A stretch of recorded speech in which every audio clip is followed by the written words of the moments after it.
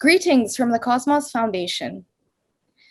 This is Nahar Khan, and it gives me enormous joy to welcome you all to our webinar under our Ambassador Lecture Series on Bangladesh-Malaysia relations, Prognosis for the Future.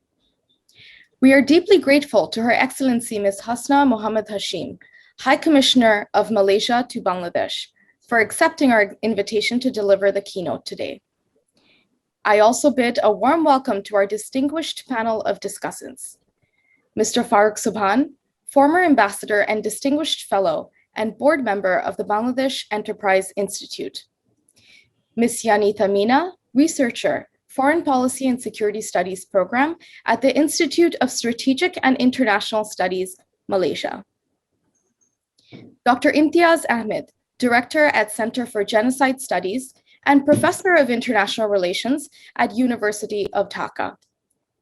Last but not the least, Dr. Rashid Al Mahmood Titumir, Professor and Chairman, Department of Development Studies at University of Dhaka, and Chairperson, the Unnayon Oneshon. Today's event will focus on the ever-growing relationship between Bangladesh and one of its most important friends on the international stage through various forums, Malaysia. It is notable how Dhaka and Kuala Lumpur have remained truly all-weather friends and allies for half a century. This is a good occasion to remind ourselves that this year marks 50 years of this friendship, since Malaysia was among the first Muslim-majority nation to recognize Bangladesh as a sovereign state in 1972. Through these 5 decades, there has always been genuine efforts and initiatives to enhance cooperation from both sides, be it through trade or investment, through labor mobility, or through capacity building and education. In a 2020 letter of congratulations to her counterpart, our Honorable Prime Minister Sheikh Hasina called on Malaysia to work together with Bangladesh and take full advantage of the complementaries in our relations. This put the rebooting of Bangladesh-Malaysia relations firmly on the cards to build on what is an already strong foundation. A 2020 paper from ISAS, an institute with which our esteemed chair, Dr. Iftikhar Ahmed Choudhary, was intimately associated, envisions this reboot through 4 core elements: strategic confluence, the economic imperative, the humanitarian angle with the Rohingyas, and the prospects for maritime engagement and defense cooperation. When it comes to strategic confluence, Honorable Prime Minister Sheikh Hasina in her letter noted that Bangladesh and Malaysia have in the past taken a common stance on cross-cutting issues in different regional and global forums. The underlying message calls for an upward bilateral trajectory in the 2020s, whereas Malaysia can act as Bangladesh's gateway to Southeast Asia and in particular to ASEAN, Bangladesh can also serve as Malaysia's gateway to South Asia. On the economic front, the time is truly ripe for Bangladesh and Malaysia to step up their engagement as both are striving to move up the economic ladder within this decade. It is to be noted that having hovered between $2 to $3 billion for a few years, bilateral trade between Bangladesh and Malaysia dropped to $1.3 billion in 2020 due to the pandemic. Already in 2021, it crept back up above $2 billion, and High Commissioner Hashim, who we look forward to hearing from today, has recently expressed that she hopes to see it touch the $3 billion mark in the next 2 years. Once that happens, I hope we can look forward to even more ambitious targets. I must also mention that among all of Myanmar's ASEAN partners, the role played by Malaysia when it comes to the issue of the Rohingya people has been the most commendable. We know a number of Rohingyas are hosted in Malaysia, and we see your presence amongst the multitude stranded in the camps in Bangladesh, providing aid and other services. Bangladesh hopes that Malaysia would continue its political pressure on Myanmar to make them see the wisdom in creating a suitable environment in their northern Rakhine state for full repatriation of the community. Finally, with the growing focus on the blue economy, Now is an opportune moment for Dhaka and Putrajaya to explore maritime engagement as a new dimension of Bangladesh-Malaysia relations. For this, the obvious arena for maritime engagement to commence would be the Bay of Bengal, which has grown in importance as a critical maritime theater in the eastern part of the Indian Ocean. One exciting prospect is for the old Calcutta to Penang route to be revived through a new node in the bay, perhaps in Chittagong, thus connecting the Bay of Bengal to the strategically important Malacca Straits. Clearly, we're not short of options when it comes to deepening ties between Bangladesh and Malaysia. And the cultural as well as the religious affinities we share allow us much room to maneuver. With that, I shall hand it over to our chair, Dr. Iftikhar Ahmed Choudhary, president of Cosmos Foundation and our former foreign affairs advisor, and very much look forward to hearing from the highly distinguished panel we have gathered here today to enlighten us on the way forward. Dr. Choudhary, over to you. Thank you so much, Nahar. Thank you for those welcoming remarks and also for substantively setting the tone for this important Cosmos webinar on Bangladesh-Malaysia relations. It's also my privilege to greet you, High Commissioner, Hasna Muhammad Hashim, and all other distinguished panelists. And we are looking to a very, very interesting conversation this afternoon. I should be frightfully remiss, High Commissioner, were I not to applaud your enthusiasm and drive that has marked all your efforts since you have presented your papers, and this despite the constraints of the pandemic. Now, the half century of diplomatic relations between our two countries have indeed widened and deepened the age-old ties between our two lands and peoples. Many may be unaware that historically, that is till the 19th century, the Bengal presidency of the British Raj extended to Penang in contemporary Malaysia. And there was a notable presence of Bengal merchants in Malacca dating back to those times.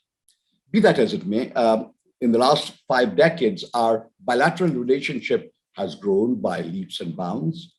The latest significant milestone was the signing of the MOU on manpower on the 19th December 2021 in Kuala Lumpur. Of course, the MOU is an aspiration and the proof of the pudding will, of course, always be in the eating. But still, I have absolutely no doubt that it will fulfill its goals and objectives. Now, this is a subject very close to my heart. During my time in the caretaker cabinet, expatriate manpower was also my other portfolio apart from foreign affairs.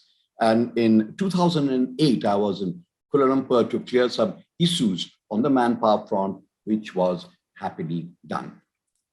Given that Bangladesh in South Asia and Malaysia in Southeast Asia are two large Muslim majority communities with shared heritage, close friendly ties are unsurprising. This is also naturally reflected in our commerce. I'm so pleased to hear from what Nahar has just said, how the trade numbers are inching forward, despite almost to the pre-COVID figure. And I earnestly hope that eventually, you mentioned 3 billion, Nahar, and I think the High Commissioner at one point had also mentioned a 4 billion figure. So I hope all these predictions come to fruition. I believe, though, the time has come for our two comparable economies to seriously reflect on the possibilities of a free trade agreement. Since I myself reside in Bukit Timah, Singapore, not so far from Johor, I'm able to keep myself somewhat au courant with policy developments in Malaysia. We Bangladeshis are very pleased that Malaysia plans to open up more to visitors as of the date that Ambassador Farooq Subhan is planning his trip, which is the 1st of April. So Farooq Bhai, you timed it very appropriately. While fully vaccinated people will no longer require to be quarantined, I understand, there is still some significant paperwork that we hope could be reduced. Also, the situation to ease the need to download Maise Jatra tracking application can hopefully be eliminated soon. On the Rohingya issue, Malaysia has held Bangladesh's hands, and we are ever so grateful for that.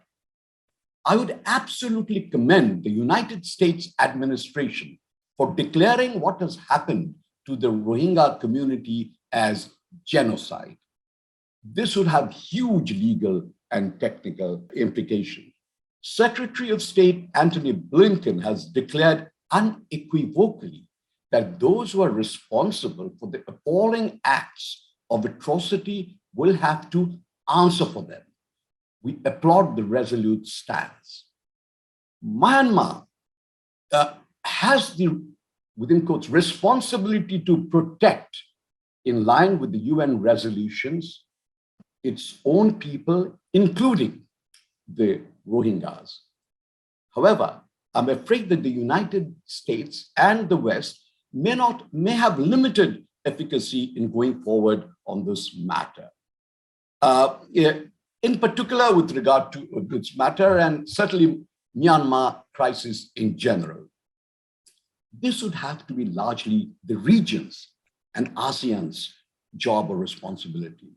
It is our hope that within ASEAN, Malaysia will play a significant role, or rather continue to play the significant role in the endeavors to resolve the Rohingya crisis once and for all.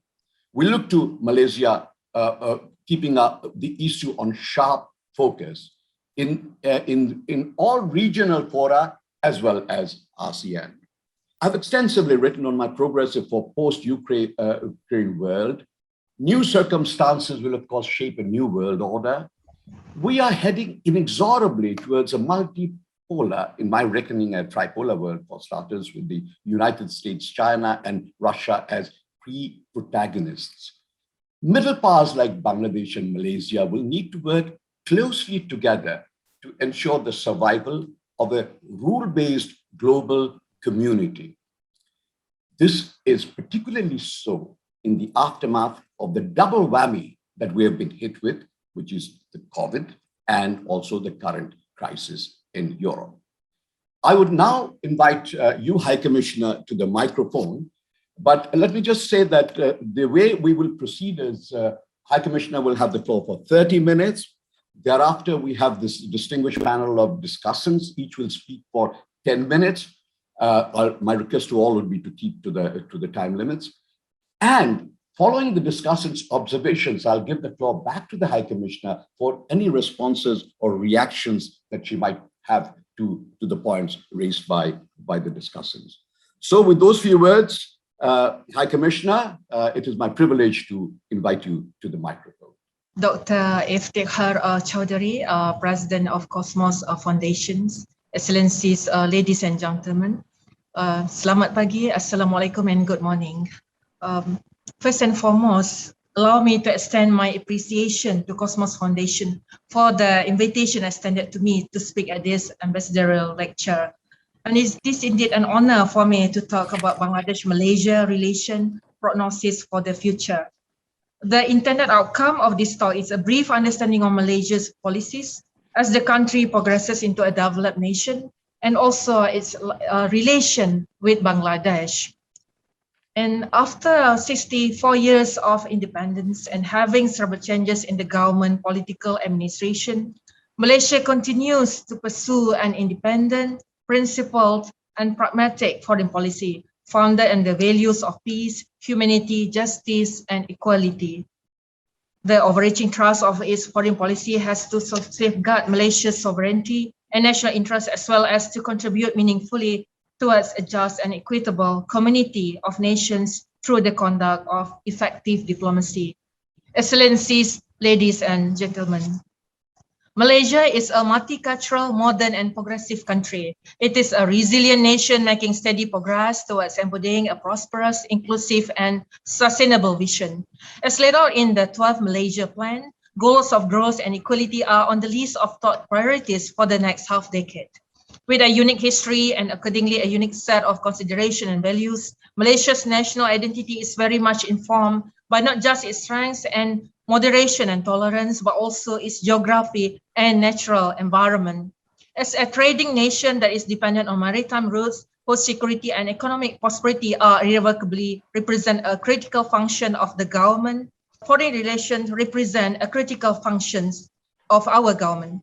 And maintaining stable and fruitful relations with key international partners, particularly those with which Malaysia has common strategic interests, constitute the primary task of Malaysia's foreign policy establishment.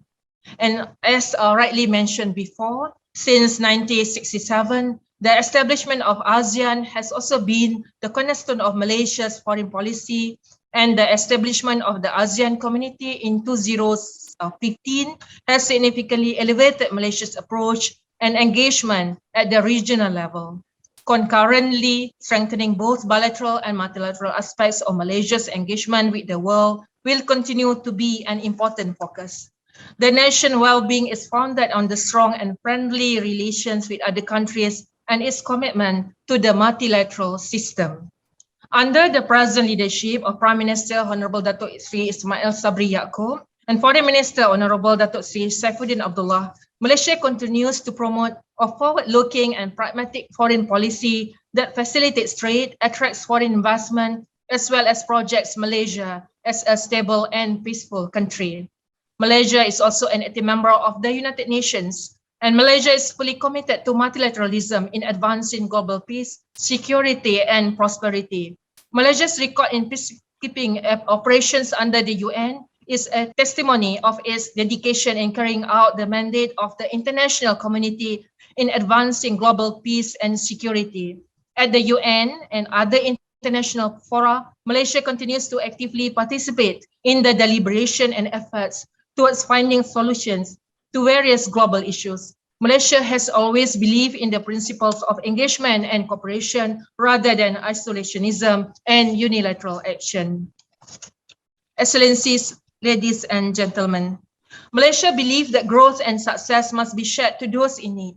When prosperity is shared, sustainable growth can be achieved. Malaysia has shared its technical cooperation with other countries, including Bangladesh. This includes the Malaysian Technical Cooperation Program, NTCP, and through linkages such as the Langkawi International Dialogue. Excellencies, ladies and gentlemen, as a country with a large Muslim majority, Malaysia also gives importance to the solidarity of the Ummah and the spirit of cooperation among the Organization of Islamic Cooperation, OIC.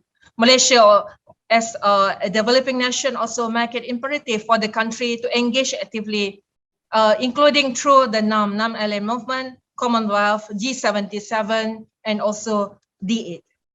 Through this organization, Malaysia has sought to promote the such cooperation between the developing countries and the Muslim world. Malaysia also advocates prosper thy neighbor policy to enhance economic relation and cooperation with its neighboring countries. In line with the objective of promoting and protecting Malaysia's interests abroad, a network of 110 diplomatic missions in 84 countries, including here in Dhaka, we already being established, and we were established since 50 years ago. In responding to the complexity in global affairs and expanding international relations, Malaysia's conduct will continue to be by the principle of respect of independence, sovereignty, territorial integrity, and non-interference in the affairs of our engagement with the whole world. And we believe in peaceful settlements of dispute, peaceful coexistence, and mutual benefit in relations. Excellencies, ladies and gentlemen, with this at the back of our minds, please allow me to elaborate further the bilateral relations between Malaysia and Bangladesh. As you already been aware and already rightly mentioned before, diplomatic relations between Malaysia and Bangladesh were formally established on January 31st, 1972.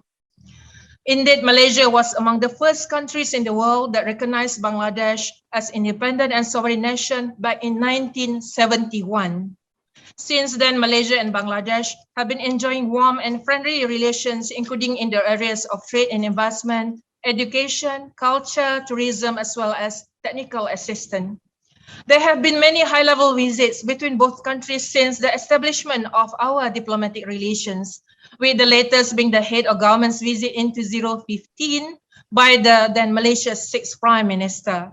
These high-level visits have paved the way for greater cooperation between both countries in various sectors, Today, the close relation between Malaysia and Bangladesh is not just at intergovernmental level, but also people-to-people ties. Moreover, as far as trade is concerned, trade between both countries have also flourished over the years. Bangladesh is currently Malaysia's 30th largest trading partner and ranks second among South Asian nations. Bangladesh is also Malaysia's 20th largest export destination, signifying the growing importance of Bangladesh as a soaring economy. Trade between Malaysia and Bangladesh declined by 44.1%, valued at 1.44 USD billion by the end of 2020. However, in 2021, trade between Malaysia and Bangladesh was recorded around USD 2.57 billion, as mentioned before, an increase from the previous year's record. And during this time, bilateral trade experienced a remarkable growth of 78.5%. According to Malaysia's Department of Statistics, Malaysia's export to Bangladesh was currently valued at USD 2.26 billion USD, while import from Bangladesh was USD 314 million, an increase by 83.2% and 50.6% respectively.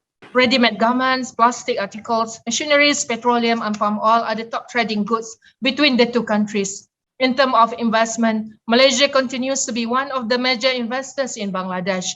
Malaysia has investment in banking through ICB Islamic Bank, healthcare through KPJ Healthcare, education through Perdana College, and telecommunication through Robi Axiata and Edotco, which are respectively one of the largest mobile network operators and tower operators in this country. I'm therefore optimistic that we will surpass the USD 3 million mark in the next 2 years, with the gradual opening of borders and the return to normalcy. As mentioned also before, that I believe in 5 years, the bilateral trade value between Malaysia and Bangladesh hopefully will achieve USD 4 billion. Moving forward, my ultimate aim is for the conclusion of a free trade agreement between the two countries, so that the established trade relation between Malaysia and Bangladesh could even be stronger without unnecessary issues on trade barriers. In this context, I wish to reiterate that Malaysia has already concluded 16 FTA since 1993, of which the latest was concluded during the midst of the COVID-19 pandemic. Real-life examples of positive effects of FTA could always be seen in Malaysia, of which it has contributed towards building Malaysia's economic sustainability. Malaysia has now become a destination of choice to many global multinational companies, making the country a hub for export by capitalizing on the existing bilateral or multilateral FTA. The negotiation for the proposed Malaysia-Bangladesh bilateral FTA has yet to begin though. But therefore, we hope that negotiation would start soonest for the good of our two brotherly nations. As both countries celebrate 50 years of the establishment of the diplomatic relations, there are many areas and sectors that both our like-minded nations can work together on. Malaysia and Bangladesh should therefore capitalize on the existing strong relation between our two countries. Areas such as defense, aerospace, and food security are among such examples. Although the foreign workers sector has dominated the bilateral scene of Malaysia-Bangladesh relations, it is high time that we pivot our relations away from this. Yes, this particular area of collaboration is proven effective in bringing the people-to-people ties even closer, and one of the most important economic variables here in Bangladesh. Yet it has to be handled very carefully, as we have also seen how time and again this sector has brought extraordinary high lucrative income to some, and therefore could potentially be harmful to the good relations between our two countries. Therefore, I'm certain that with this in mind, relation between Malaysia and Bangladesh will continue to grow. As such, and I look forward to celebrating this auspicious milestone for the great two nations. Excellencies, ladies and gentlemen, the COVID-19 pandemic represents the greatest challenge to the whole world since the end of the Second World War. 2 years since the emergence of the pandemic, international travel and global supply chains remain encumbered. No country has escaped the profound and disruptive consequences of the COVID-19 pandemic. For 2 years, Malaysia, like many other countries in the world, had taken unprecedented measures and action to protect its people from the virus and the economic damage that comes with it. Today, more than 4 million cases have been recorded, with more than 34 deaths reported in Malaysia. The damage done to the economy from the prolonged lockdowns affected many businesses and livelihood, bringing people to the edge of their lifelong savings. The high number of cases, especially during the peak of the pandemic, had also strained the healthcare system of the country, resulting in many overcapacity hospitals. God willing, with effective planning and the active distribution of vaccine, the road to recovery is hopefully around the corner. Malaysia today has recorded a successful of at least 97.5% of fully vaccinated of its adult population. More than 91.5% of children between 12 to 17 years old and 36.4% of children between 5 to 11 years old are also fully vaccinated. This would mean that about 80% of the whole Malaysian population are fully vaccinated, with half of its entire population have been given booster dose. Businesses are gradually opening and schools have resumed. Interstate borders have opened, and by April 1st, 2022, Malaysia's international borders will open, allowing international travelers to travel into Malaysia once again. As a member of a responsible international community, despite its limited inventory, Malaysia also made its fair contribution to vaccine globally, including to Bangladesh. On December 8, 2021, Malaysia contributed more than 500,000 AstraZeneca COVID-19 vaccine to Bangladesh, along with medical equipment, in order to help Bangladesh achieve its vaccination target. This is indeed a show of support through a bilateral platform as a manifestation of the warm and cordial relations of the two brotherly nations. Excellencies, ladies and gentlemen, I may not able to complete my remarks without touching on the very important Rohingya issue. On this issue of Rohingya, let me assure you that Malaysia remains one of the strongest supporters of Bangladesh in voicing the Rohingya issue in various multilateral fora. Every year at UNGA, Malaysia will participate, lead meetings, and issue official statements that concern the plight of the Rohingyas. Besides issuing statements and pressuring the international community, Malaysia had also rendered humanitarian assistance since the beginning of the Rohingya crisis. Indeed, Malaysia had sent humanitarian aid relief for Rohingya refugees in Bangladesh on September 9, 2017, October 7, 2017, October 22, 2017, and January 27, 2018, respectively, totaling to 107 tons of foodstuff, medicine, and toiletries. To further strengthen our assistance, the Malaysian Cabinet on September 20th, 2017, had agreed on the establishment of a field hospital in Cox's Bazar, Bangladesh.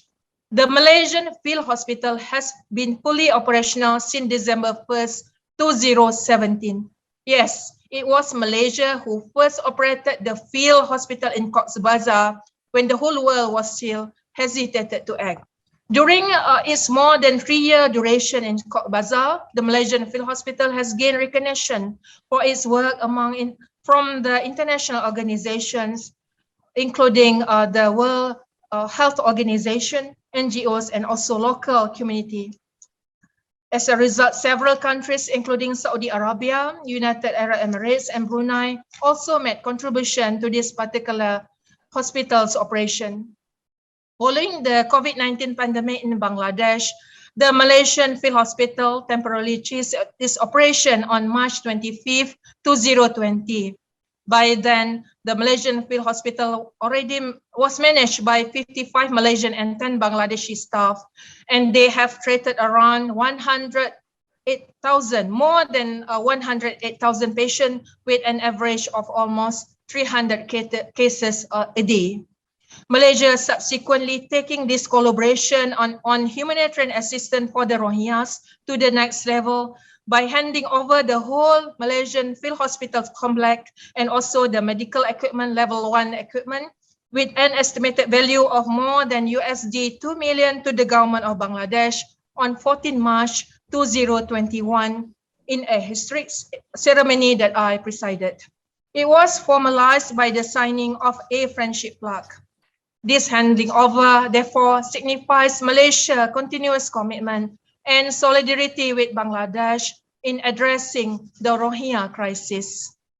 May I therefore sum up by reiterating that I have elaborated in great lengths about Malaysia's foreign policies and its bilateral relations with Bangladesh. This relation, which is based on a strong foundation of trust and mutual respect, has stood the test of time for 50 years. I have also touched on a sample of areas of collaboration, but in a way that it degraded others, which I was not able to elaborate here. What is even more important for both countries to enhance the bilateral relation on areas such as trade and investment, which may determine the direction of the relation in the next decade or so. In this regard, again, it is my hope that the FTA will be concluded between Malaysia and Bangladesh. This proposed FTA has also been emphasized by both foreign ministers of Bangladesh and Malaysia during their phone conversation on January 27, 2022, as we celebrated the Golden Jubilee of diplomatic ties. My foreign minister even expressed our intention to elevate our relationship to a strategic level so that there are also areas such as FTA and also digital economy that could be enhanced. Finally, let me emphasize that Malaysia has always been the true friend of Bangladesh. As a friend indeed is a friend indeed, even when the whole world was still hesitated to do so. Thanks again for having me here. Long live Malaysia-Bangladesh relations. Terima kasih once again. Thank you and Donabat. Thank you. Thank you so much, High Commissioner. Thank you very much for that very elaborate and comprehensive presentation. It's highly appreciated. It reflects your very deep and abiding commitment to your responsibilities, and also Malaysia's wise and prudent policies, both bilaterally and within the region. I will now give the floor to the discussants one by one for their 10-minute presentations. And I will begin with Ambassador Farooq Subhan. As you all know, a very distinguished, remarkably distinguished diplomat, has been also, apart from other things, Foreign Secretary, also High Commissioner to Malaysia, a country which, as you have just heard, he continues to retain very close linkages. Ambassador Farooq Subhan, you, sir. Thank you, Chair. I'd like, of course, to begin by thanking Cosmos Foundation for taking this initiative to organize this discussion where we have the pleasure of listening to Her Excellency, the Malaysian High Commissioner. High Commissioner, I'd like to congratulate you and thank you for your excellent presentation, focusing on the successful development of our bilateral relations and highlighting some of the key areas where Bangladesh and Malaysia have worked closely together. It was my privilege to have served as High Commissioner in Malaysia from 1984 to 87. Since then, during the roughly 35 years or so, I think I have visited Malaysia at least 20 times, possibly more. So I have been a regular visitor. And in the process, I have seen the remarkable progress that Malaysia has made during successive governments. The Malaysian relationship, of course, Bangladesh has a number of important features. While certainly the issue of our manpower in Malaysia has been a centerpiece of the relationship for the last 3 decades. In fact, I would like to recall that this process began during the period that I was High Commissioner in Malaysia. To be precise, followed an understanding with the government in 1985, and I believe the first group of workers came across in 1986. But I have always been, from the time I was in Malaysia, a believer in forging a very special relationship between our two countries. We have a great many issues that bring us together. And Her Excellency, the High Commissioner, certainly underscored a number of these issues. We have traditionally worked very closely together at various multilateral fora. We have, as the High Commissioner mentioned, worked closely together in organizations such as the Commonwealth, the Non-Aligned Movement, the OIC, and more recently the D8, where we have, along with Malaysia and Indonesia, really had a similarity of approaches and views on taking D8 forward. But let me also identify 3 other areas where we have worked very closely together. South-South cooperation, where Tun Dr. Mahathir played a pioneering role when he was really the person who took the initiative to establish the South Commission, which eventually led to the birth of the South Center. And many initiatives flowed from the work of the South Commission. It was my pleasure at that time to have worked very closely with Tun Dr. Mahathir, who was the Prime Minister of Malaysia. Another area where we have again worked very closely with Malaysia has been in the case of the World Islamic Economic Forum. Here again, I've had the privilege of working very closely with Tun Musa Hitam.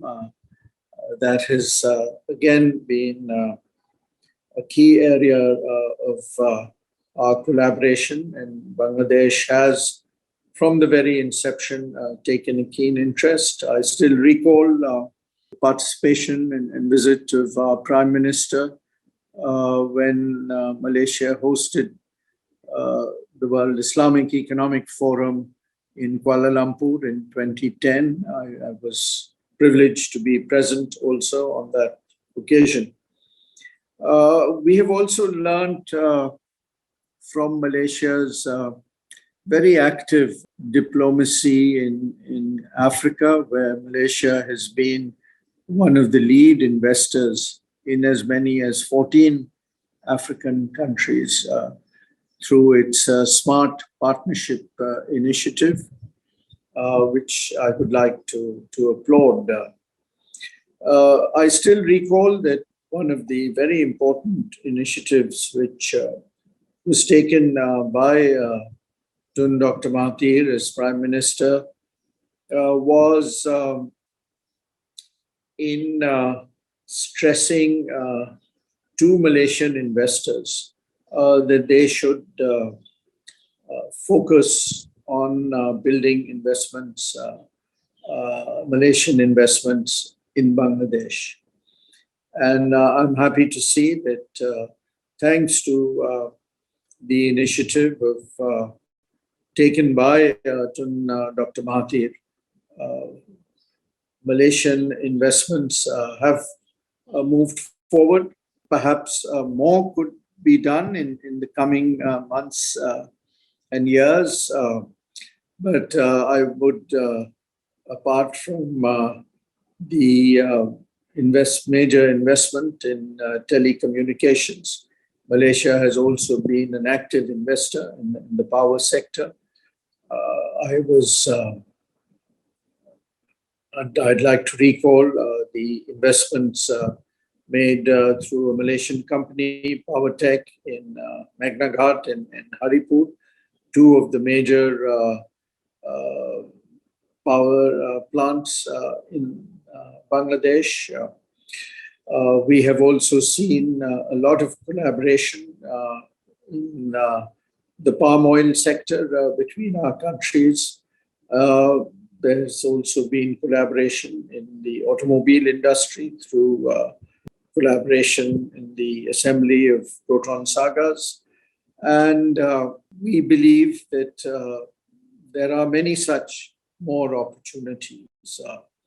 I could identify several more sectors where I believe an excellent opportunity exists.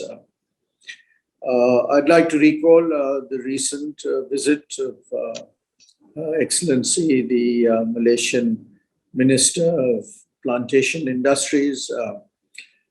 During that the visit of the minister, she had a very productive meeting with our Prime Minister, whilst, of course, both sides agreed to intensify the collaboration in the manpower sector. We also stress the importance of building our relations in the area of trade and investment. We certainly, and my institute, the Bangladesh Enterprise Institute, has done work on the issue of Malaysia-Bangladesh, the free trade agreement. We have, in fact, been strong advocates, both of not only building our relations with Malaysia, but with ASEAN as a whole. I think Bangladesh needs to focus much more on its Look East policy. And the centerpiece of this Look East policy, in my view, is our relations with ASEAN in particular.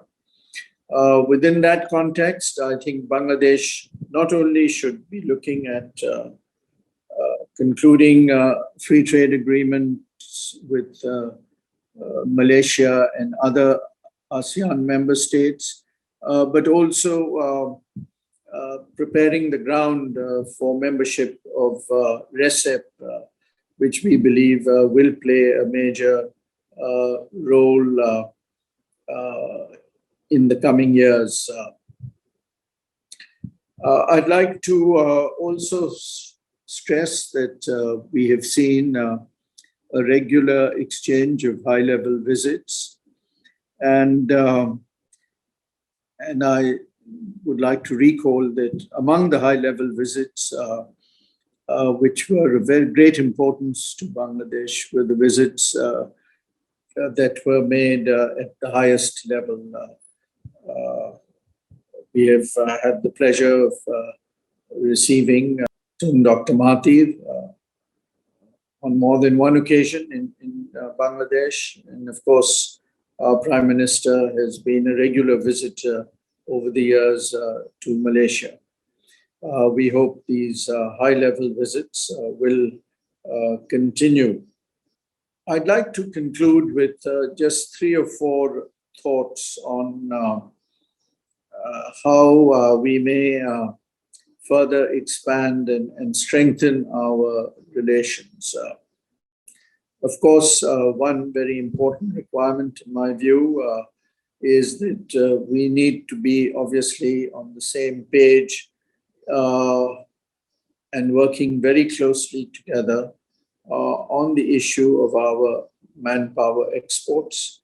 The need to do this within a government-to-government arrangement, free of any,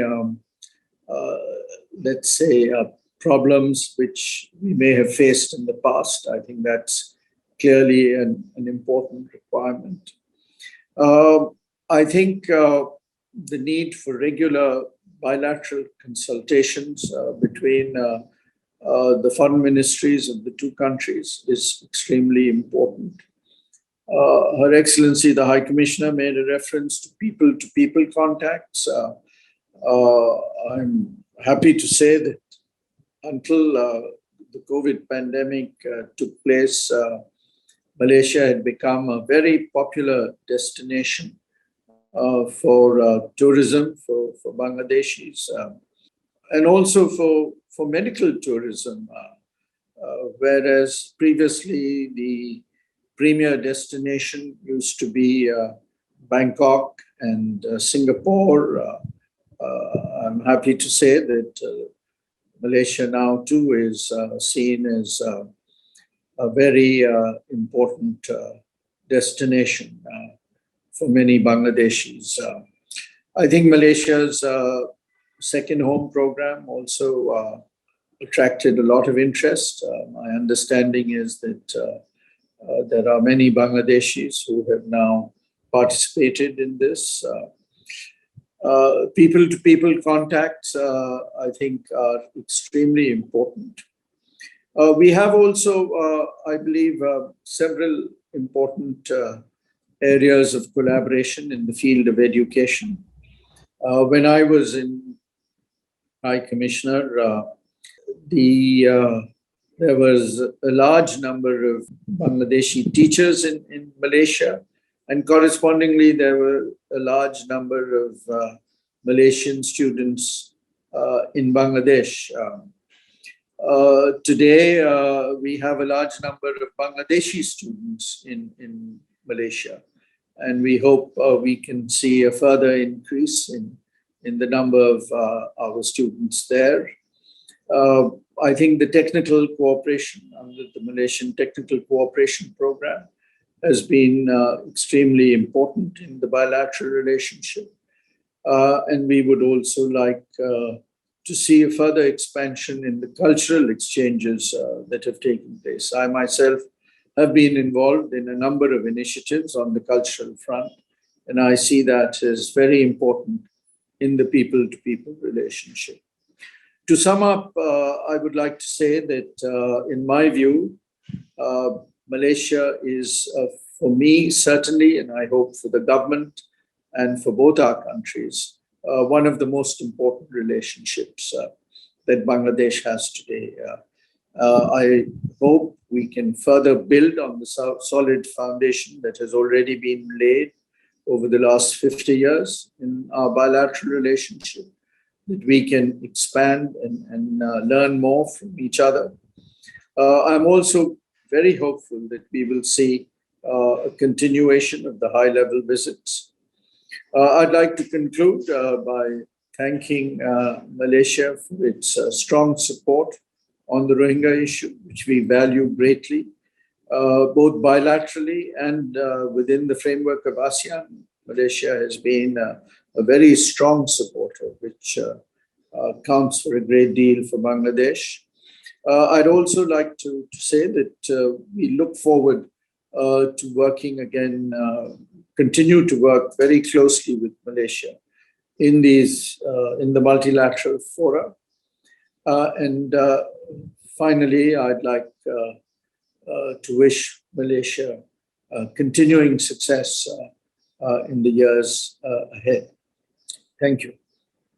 Thank you, Ambassador Soban, for your extensive and very elaborate exposition of Bangladesh-Malaysia relations. And also you have touched upon the historical backdrop and much of what you have suggested for the future, the deepening of relationship, both bilateral, economic, across the RCP you mentioned, and also in terms of exchange, technical cooperation, cultural, etc., in addition to what is generally discussed, very well taken, and I'm sure the policy authorities will pay adequate attention to those proposals. I'm very pleased to be able to say that now we have a representative from a very, very illustrious institution, think tank in Kuala Lumpur. I had something, quite a good bit to do with her institute. Yanita Mina, welcome, and the floor is yours for the next 10 minutes. Thank you so much, Dr. Choudhary. Thank you so much. I really appreciate being here. Thank you so much to Her Excellency Puan Hazana and also Ambassador Soban for setting the tone of the discussion. I'd like to thank Cosmos Foundation as well for this invitation. I'm so privileged to be part of this really stellar panel. Before I start my remarks, I would like to wish our friends and colleagues from Bangladesh a very happy 51st Independence Day, which we celebrated a few days ago. This is a very special year for Malaysia-Bangladesh relations, as if we've already heard before. As we're celebrating our Golden Jubilee, I'm very happy to be part of this timely discussion on the future trajectory of our bilateral relations. My initial remarks will broadly focus on three main points, which I will briefly elaborate upon in the interest of time. And I look forward to the deliberations and the question answers that we will be taking later. So my first point basically is we've talked a lot about the labor relations, that Malaysia and Bangladesh share. And my first point is basically that we need to not only enhance, but also move beyond this labor relations tag that we have with our relationship. So I'm sure all of us remember that last year on December 19th, a 5-year Malaysia-Bangladesh labor recruitment agreement was signed, and this was after a 3-year moratorium on the recruitment of workers from Bangladesh. While this was, it was highly welcome. It was good. It was the right step, for our relations. This does not come without challenges, as we've seen that there are several challenges to actually, address when we come to our labor relations. So when we talk about the number of conditions that we need to be looked into, especially with the case of recruitment agencies and also middlemen, which is which forms the bulk of the problem when it comes to these relations. And also, I'd like to add that the pandemic basically exposed several shortcomings in Malaysia's relations with several South Asian countries and also Southeast Asian countries, particularly with the condition of workers and also border and travel restrictions, and also repatriation and recalibration of undocumented foreign workers. So this was quite a bit of a challenge that we faced since 2020. So for Putrajaya and Dhaka, I believe the priority is to address these challenges within the existing MOU. And there must be perhaps structural and functional changes to be made to these labor relations that ensure that these new conditions are impervious to future flux situations. So in my head, I envision a kind of a contingency plan, which is worked through this Malaysia-Bangladesh relations, because I think this relation is in the forefront of what we should do when it comes to labor migration and the like. And I also believe that, in its enduring and somewhat stereotypical relationship with Dhaka, it is possible that Putrajaya has not fully capitalized on the various other vistas of cooperation with Bangladesh. In Malaysia, labor mobility has dominated the discourse on relations with Dhaka, and so much that the view of Dhaka has, it may not reflect current realities. So as we know, Bangladesh has made great strides in the past decade or so. It's one of the fastest growing economies. It recently graduated from least developed country to developing country. So these are big changes that we need to acknowledge here in Malaysia. And so Bangladesh's growing prominence in the region presents a very timely opportunity for Malaysia to diversify its relations with Dhaka and possibly facilitate greater involvement with ASEAN.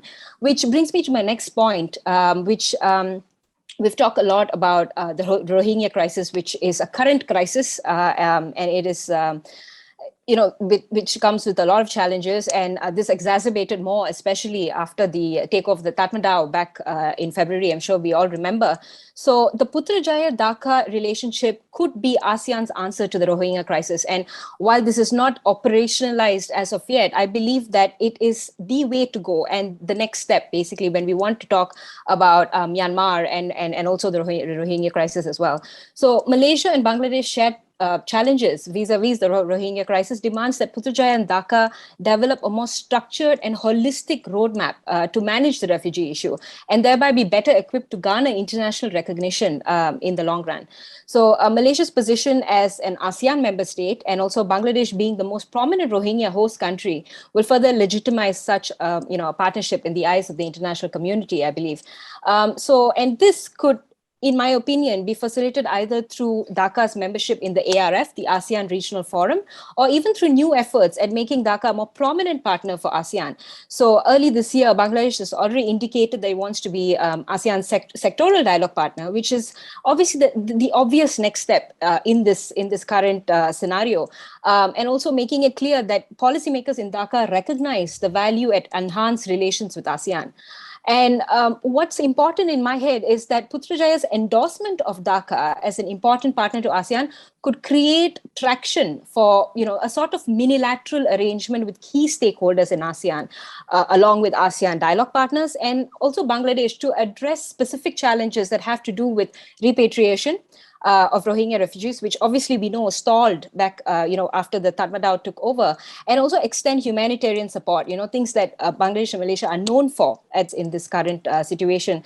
And all this, of course, in line with the 5-point consensus. The 5-point consensus is something that was mooted by the ASEAN leaders last year. But obviously, since, it's almost a year now, and we don't see that much of movement in it. So I believe Bangladesh could be the answer for that, at least in terms of managing the Rohingya crisis and the humanitarian crisis as well.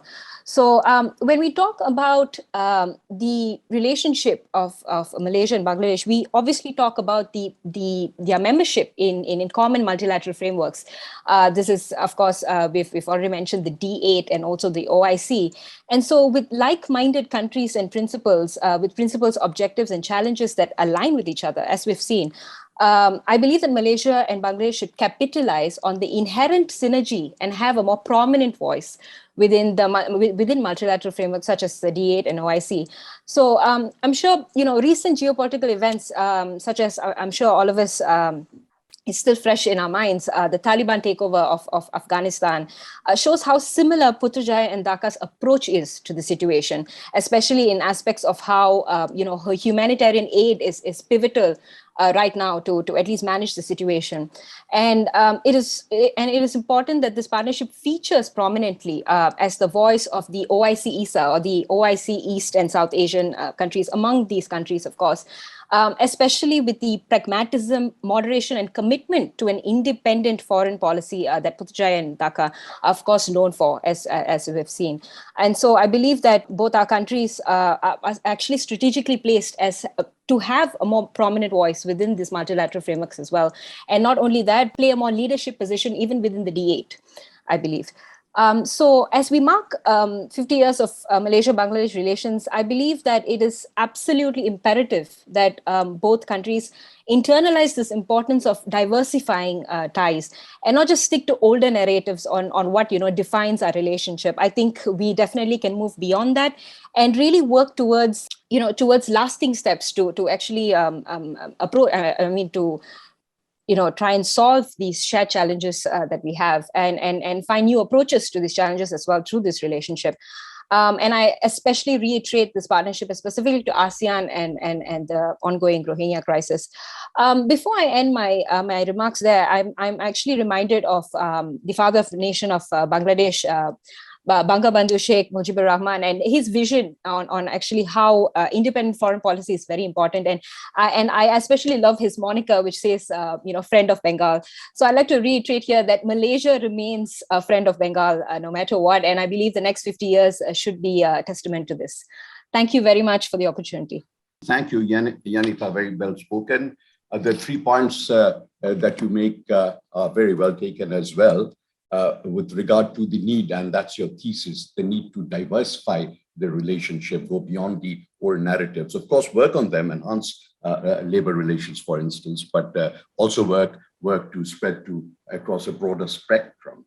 Secondly, with regard to the Rohingyas, yes, we're all aware of what Malaysia is doing, and there is need to sort of build our relationship into some kind of a structural paradigm, so that it can be fitted into the 5-point ASEAN consensus, which is, of course, for the wider Myanmar issue, but this could also be fitted into that.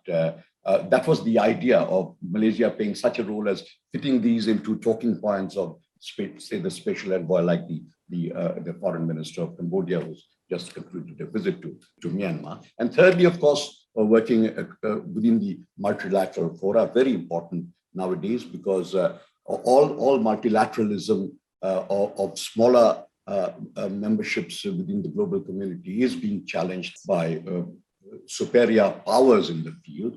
And there is a preponderant need for us, what we call the middling powers, to work together to ensure that we have the right kind of playing field for our interactions. Thank you so much. Thank you. So much. Next on my list is Professor Intyaza Ahmed, an old face, and of course in ISIS as well, in all the regional fora, and also in Cosmos. His institute is doing tremendous work on genocide, and I believe would have received an additional spur by some recent developments, and I'm sure it will respond adequately to that. Intyaza, you have the floor. Thank you, Iftikhar Bhai. Your Excellency, enjoyed your presentation, very detailed, and I don't want to repeat what Farooq Bhai and Yangtha has already flagged. A couple of things that I just want to point out to take things a little bit ahead. Not necessarily that you have to do it tomorrow, but let me flag some of the things.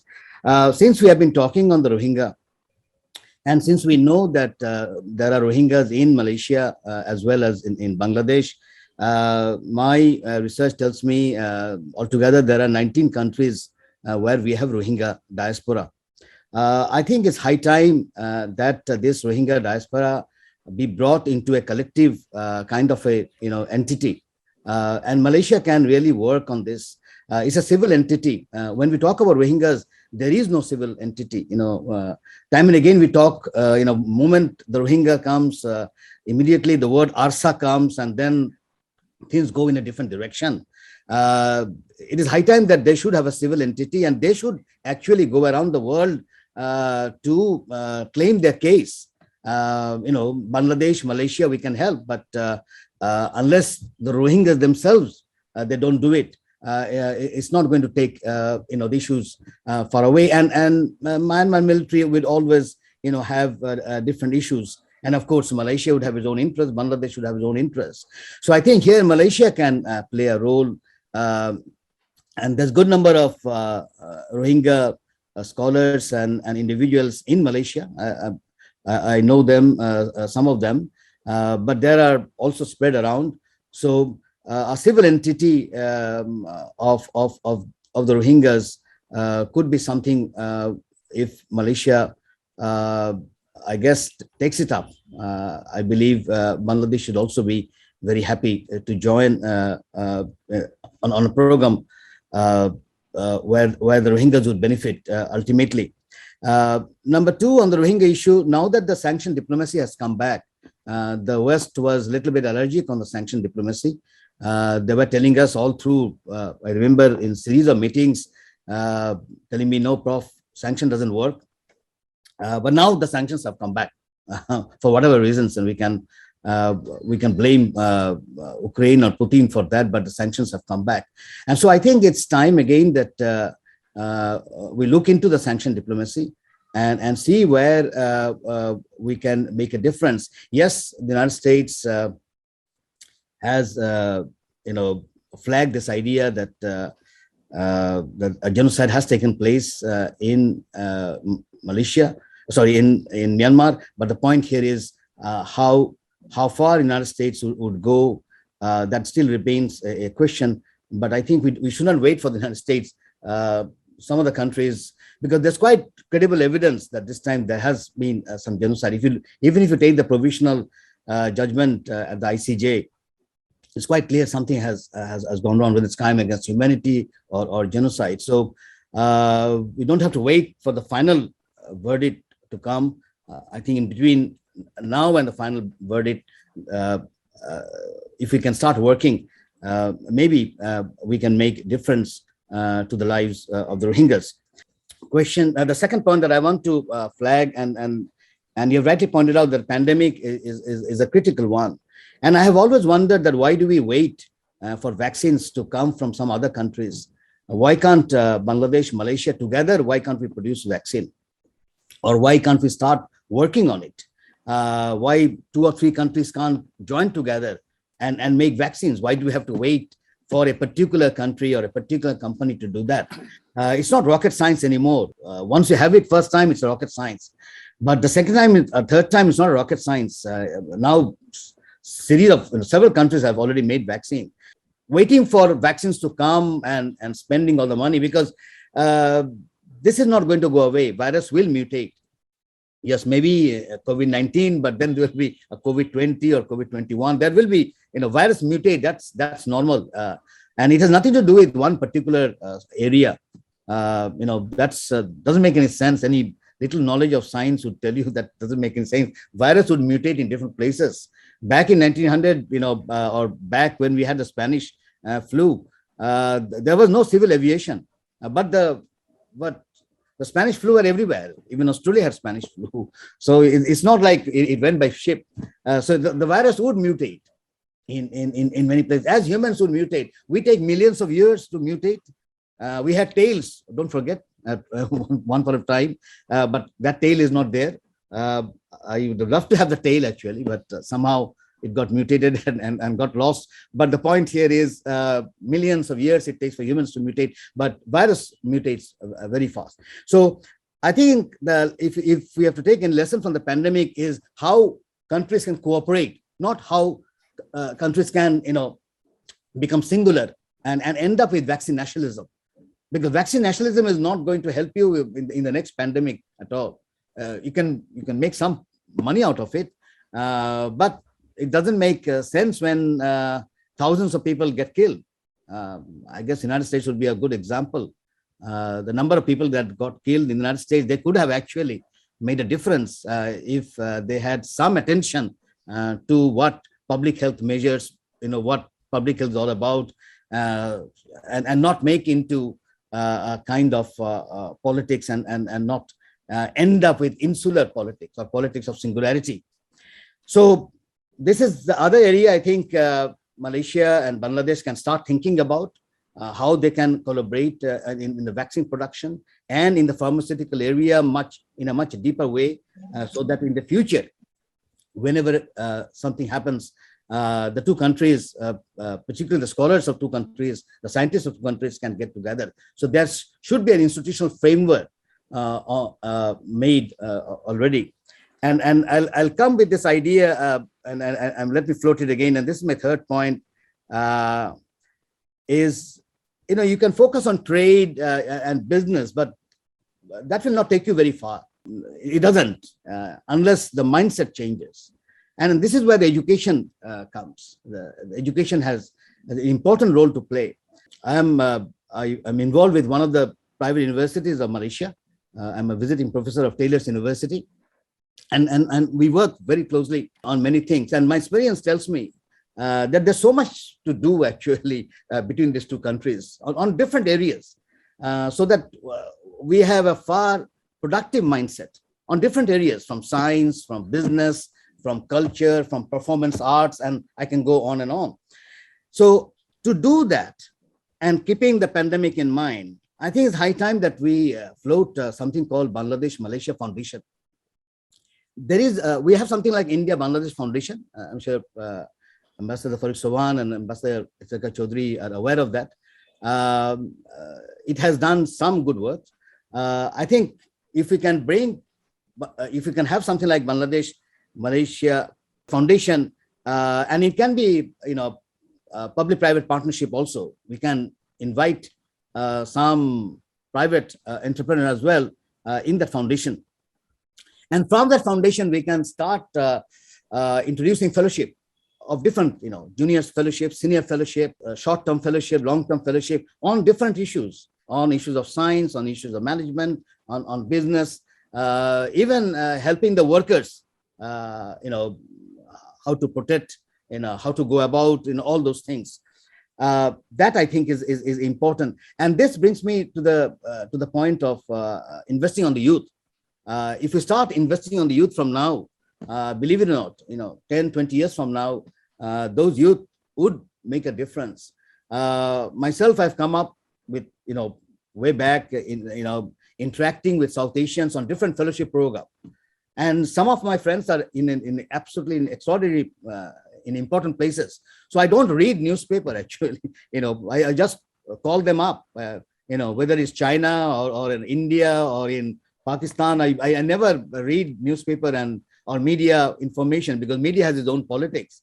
I just call them up, and there's several places. They're all spread in different places, or even in the United States. A good number of American friends who are in high position and can give a far better information as to what is happening.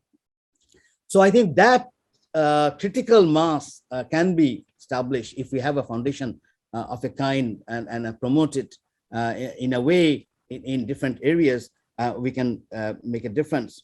My last 2 points would be on the issue of tolerance and Islam. We are familiar with this idea that the intolerance has crept in the Islamic domain, and Malaysia is a champion when in reproducing tolerant version of Islam.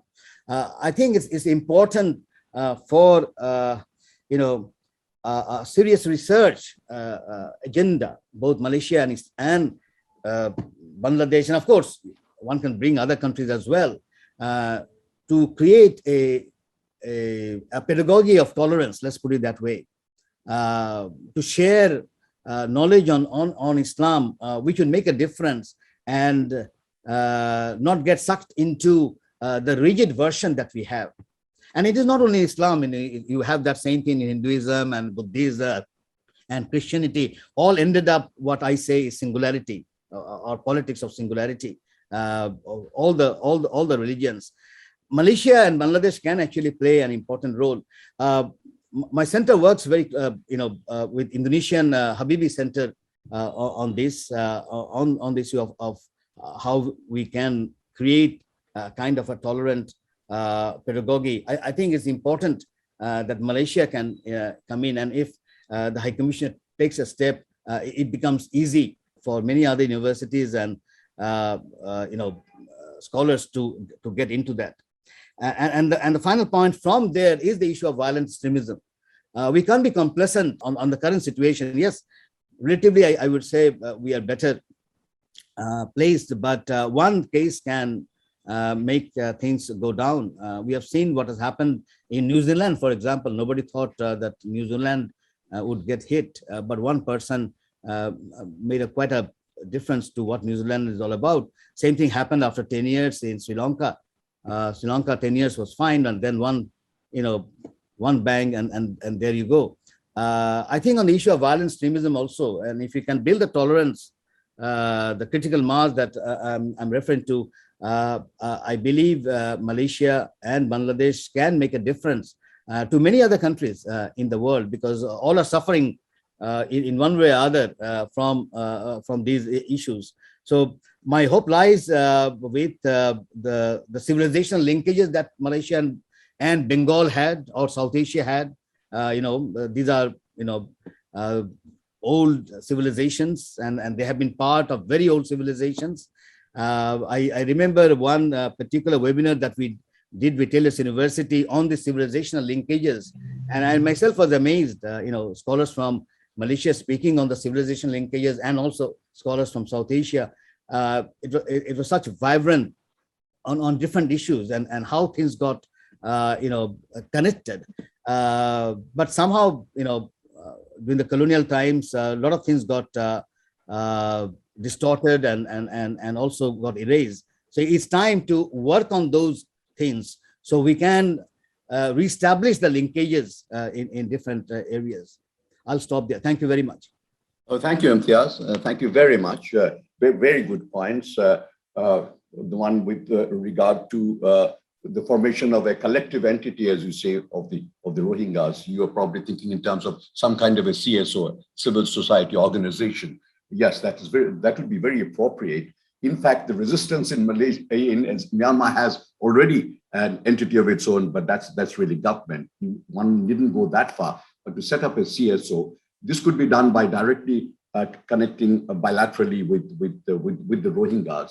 No need perhaps to go through the ASEAN, because there you would need some kind of a consensus within the ASEAN framework. The idea of that one need not wait for the verdict on genocide, because there has obviously been ethnic cleansing, there has been crimes against humanity, there have been war crimes. So actually, these are the four horsemen of apocalypse that should trigger the responsibility to protect resolutions. So I think the time has come to work seriously on this aspect. And thirdly, the idea of a Malaysia-Bangladesh Foundation. The other things that you mentioned, this tolerance, the infusion of syncretism in the practice of religion and the avoidance of violent extremism. And these are ideas that can be discussed within the foundation framework, I think.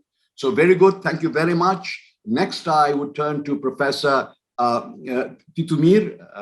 He has been contributing to the intellectual consciousness, as if it were, of Cosmos Foundation through several seminars.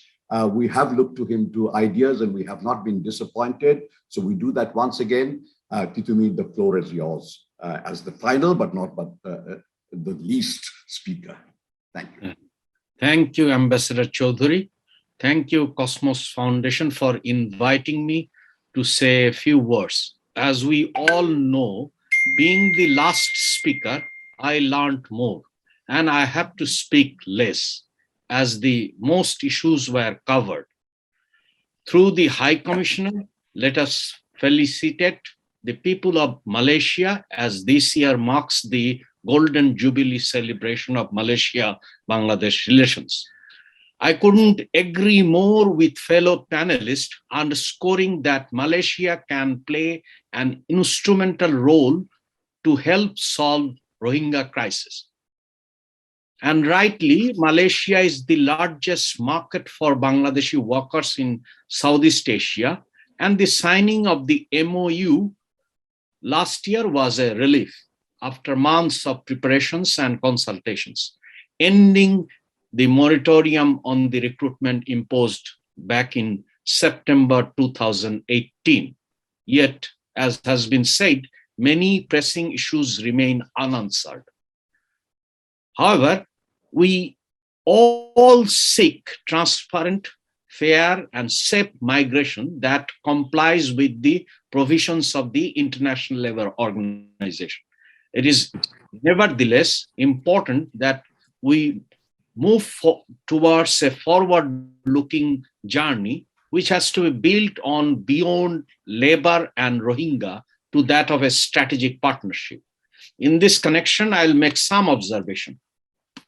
The issue of FTA has been highlighted. I would like to emphasize on the Regional Comprehensive Economic Partnership, or RCEP. And this is currently the largest trade agreement in the world. Bangladesh has GSP status as a least developed country. Bangladesh has a total of 14 free trade agreements, including APTA and SAFTA. By 2026, Bangladesh will graduate from a least developed country. As a result, Bangladesh will lose a number of benefits from GSP, which will affect the country's overall growth and competitiveness. Currently, most of the Asian economic giants have joined the deal, and it is expected that these growing economies of Asia will dominate the global market in the next decade.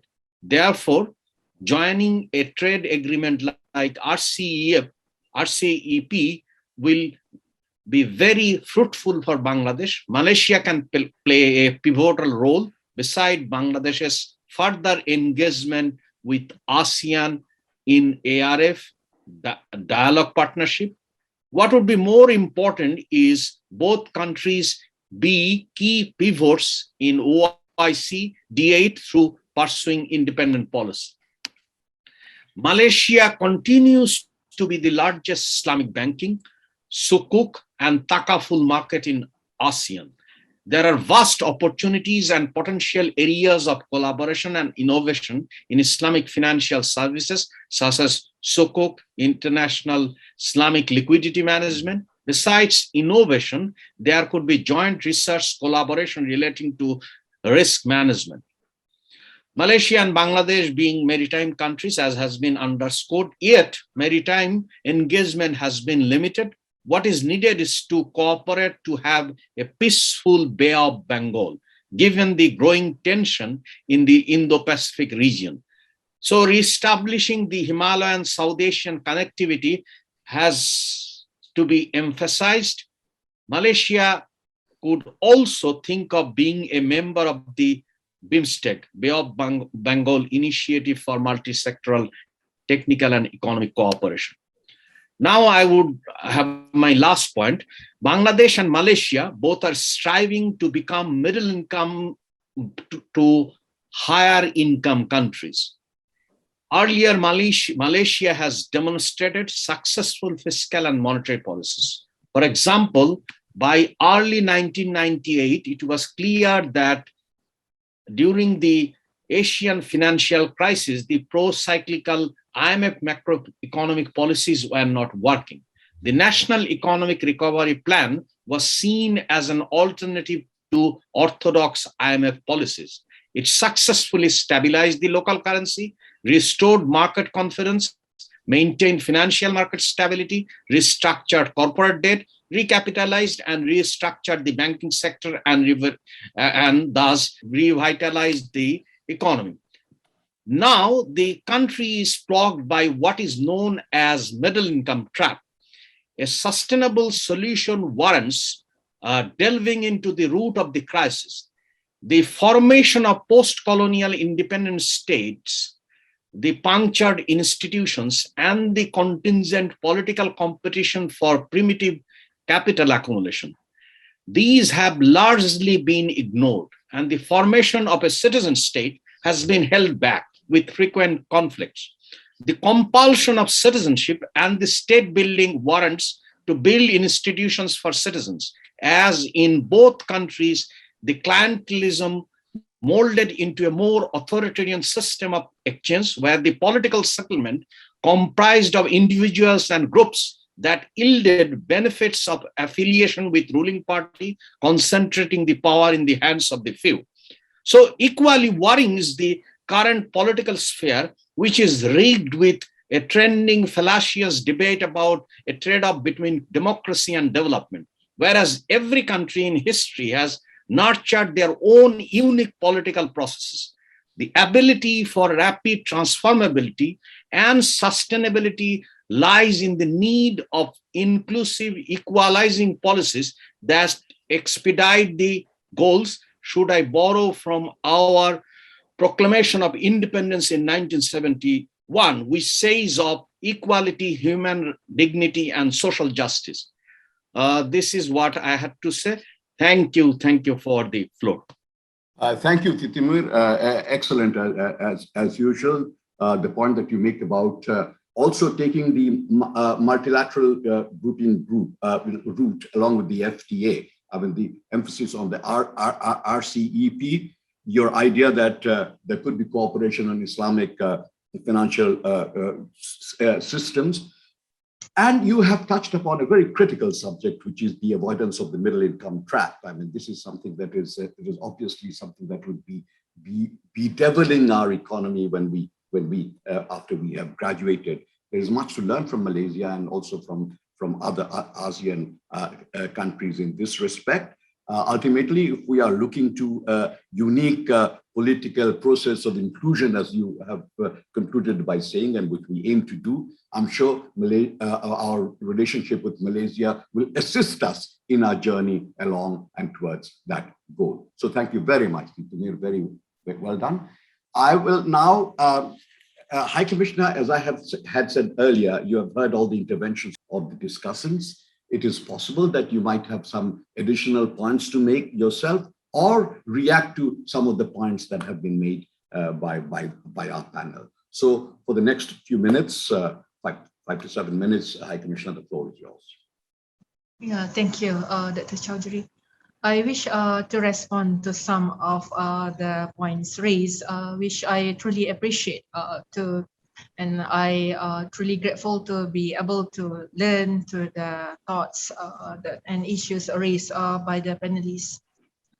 I think it's very clear now that I wish to differentiate in terms of the perception and the reality in terms of our relations between the bilateral relation between Malaysia and Bangladesh.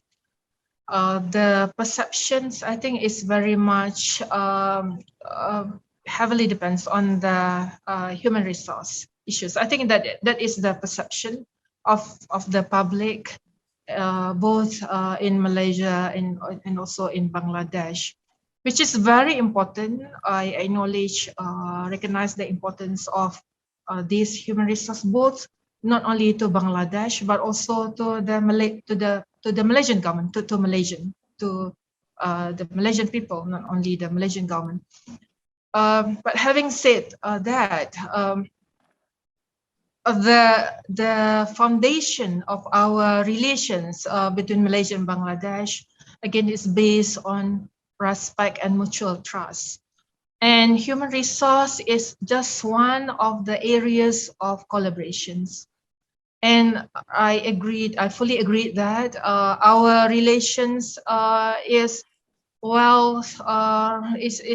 beyond it, beyond human resource. And when we are talking about the strategic relationship, of course, my foreign minister has yet to elaborate further on that later, I think. But we can see that the future areas of collaboration, like I mentioned just now, was FTA that I mentioned, and also like digital economy. Here also we have Digital Bangladesh. And of course, the element of education, I agree that is fully important, both not only in Malaysia, but also in Bangladesh. But again, there are also areas of collaboration which might not be perceived in the eyes of the public of both in Malaysia and Bangladesh, but always been perhaps not discreetly, but has been there for so long. For instance, our defense cooperations. We are very close, but we will not. I will not be able to elaborate it here. Ambassador Subhan, of course, we were well aware about this. So these are actually for 50 years. There has been the foundation all along. Just that we don't. It has not been perceived. It always been around the human resource issues. Like I said, even though it is very important, but the challenges to both government, because it involves factors beyond us. We are trying very best to control it, to handle it with delicately, but again, it involves elements which are beyond our control, but we are trying our best to implement it in the best way that would benefit not only both government, but the people of both nations. And I also heard about Rohingyas just now. I think I already spoke at great lengths about the Rohingyas. Just that I wish to mention here, frankly, we always in support of the Rohingyas, as I elaborated in great details before. But Malaysia is doing this actually, even though we are in a very difficult, at a very difficult position. As a member of ASEAN, yes, you could fully capitalize it. But for us, as a member of ASEAN who believe in non-interference, and also ASEAN solidarity, we have been trying our best to balance and maneuver these issues, because this has also not only international issues to us, it also becoming our domestic issues to be handled delicately by the government of Malaysia. And I'm very frank in saying that. And just now it was mentioned about the vaccine collaborations. It was a very good idea. I think that's very high on my agenda. Apart from FDA, pharmaceutical health collaboration is very high, like I said, on my agenda. It's something that we should explore. I agree, along with other areas of collaboration that we should also explore. And it was mentioned about the proposed foundation of the Bangladesh and Malaysia. I appreciate the idea, just that, Professor, with due respect, we have so many organizations already. We should capitalize whatever we have instead of just adding in some more. Just like the proposed membership to the Bay of Bengal, I think that also we already have the mutual membership like IORA. D8. So I think we should capitalize whatever we have rather than duplicate. And in the end, what we want, the multilateral fora is just a tool for us to achieve the target. In the end, the end result, what we want to achieve, if the close relations between Malaysia and Bangladesh through this multilateral and bilateral fora. So, and just like MOU, we signed so many MOUs. Actually, Ambassador Sobhan, we signed the MOU on LNG last year.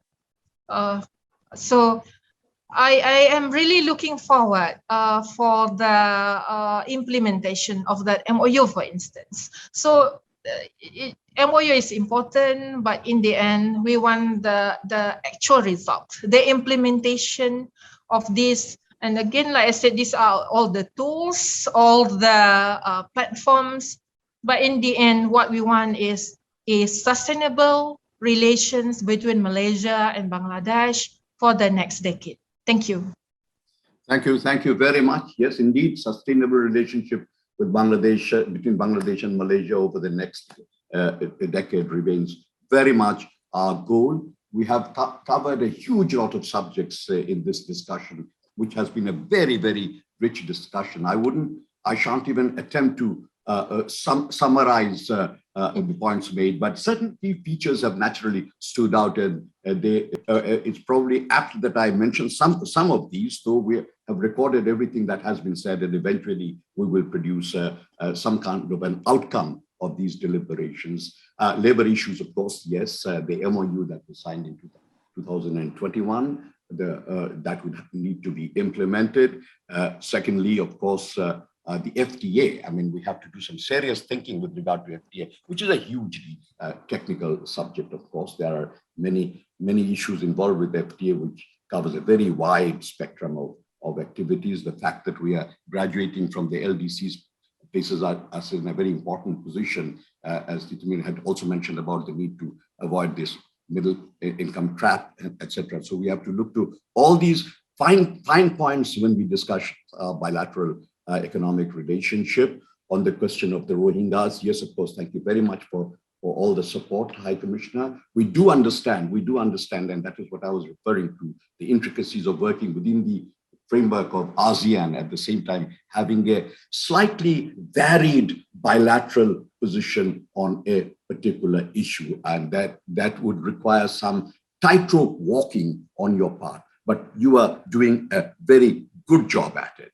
The other point was the need for global cooperation across a spectrum of global activities in the world that's happening today. Our contribution, intellectual contribution towards the syncretic thread in our faiths, etc., that we practice both in Malaysia and Bangladesh. In Malaysia, it's done very well with the help of the rulers and with the federation, etc. The rulers have certain responsibilities, the federation has another. So we can learn from that, and we could together work across this spectrum of multilateral institutions in order to ensure that there is some kind of a rule of law for us to operate within the region and also on the wider matrix in the globe itself. I will now, with these few words, conclude the formal part of the deliberations. Thank you very much for all your support. Nahar, thank you. Tremendous for you and your team. As Executive Director, you've done a tremendous job putting the entire effort together. On behalf of all the participants, I also would like to thank you for it and give you the floor for your final closing remarks. Thank you all very much, and thank you, Ambassador. The formal webinar is closed. Thank you, Dr. Iftikhar, and thank you all for this extremely stimulating discussion on Bangladesh-Malaysia relations. I think we can all agree that this has been a very bright for the relationship, so long as the correct initiatives are taken up to guide the bilateral engagements that we have seen span so many spaces. And from what we have learned today, I think we can be confident that the interest, the motivation, and the drive are there on both sides to realize the full potential of our ties.